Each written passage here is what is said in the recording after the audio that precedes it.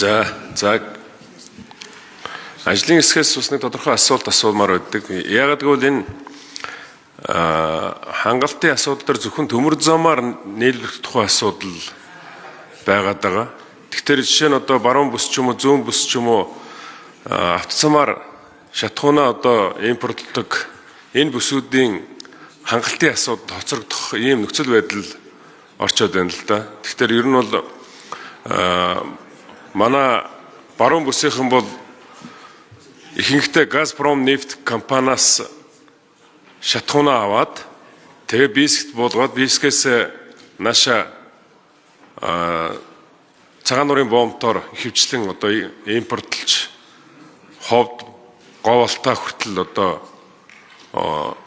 аймагуудыг уус мэдээж одоо баялагын хилэх учраас орно.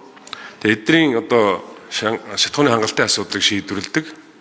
Тэгэхээр энэ одоо хилцээрийн дагуу зөвхөн төмөр замгээ заачихтар автоцамын бомбтоор одоо шатхуун импортлдог тэр одоо аймагуудын хангамжийн асуудал заавал Улаанбаатараар тойрж очсон өндөр үнэтэй шатхууныг хэрэглэх ийм одоо нөхцөл байдалд ороод байна. Тийм учраас энэ анхны хилцүүлэг нь явж байгаа. Яг энэгээр одоо автоцамаар гэж ороогүй бол их хурлын дарга бас тодорхой чиглэл өгөөд энэ дээр одоо төмөр зам болон автоцамаар гэж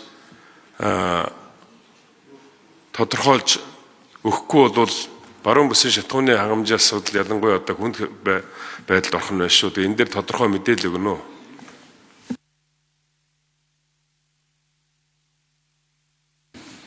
За дамжны сайд хариулъя. За бүрдүүр жигшүүний асуултанд хариулъя. За нэгдүгээрт бол баруун бүсийн одоо аймагуд маань бол нэг 5 аймаг бас баруун талаасаа ингэж нийлүүлэгддэг. Улсын хурлын тогтоол дээр бол одоо заавал бомбд гэж орох шаардлагагүй, зөвхөн төмөр зам гэж бас заахгүй байгаа. Засгийн газрын тогтоол гаргаад шийдвэрлээд явах боломжтой гэж бид бас үзэж байна. За мөн бас баруун талаар Газпромоос гадна Роснефть компани нийлүүлэлт хийгээд эхэлсэн.